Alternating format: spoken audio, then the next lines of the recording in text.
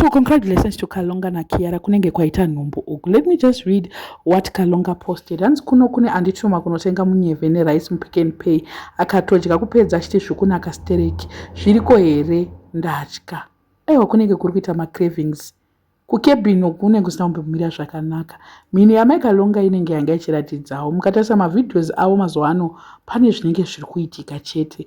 Mhino yavo haingangochinje all of a sudden like that. Vamwewo vari kuti aiwa kungochinjawo environment futi chii. I don't think so. To me ndikuona senge zvavo vanenge vaita nhumbu. Vaya vaita havazvare miri iri sei. Handimaiti ndewe Marine World afa akaita mwana kuchechi kuya kwaakaudzwa zve10 vana zvekuita sei ndozvaitaurwa nevanhu chinzi maona akuti akaroorwa kudhara asati achata asati adii, which means kuti pane zviripo musikana uyu ane zvaainazvo. Ndofunga miri wenyu iri kudzimba Kalonga paanyora kudai. Anyway, all the best. I'm so happy for them.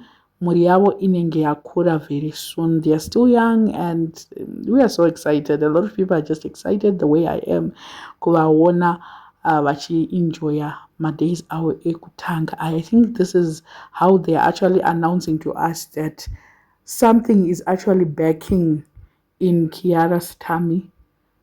I don't know what you guys think. Let me know in the comment section what are your thoughts. Was a subscriber, please make sure that you're subscribed. Road to 35, we are now at 34. Please do the right thing. Road to 50,000.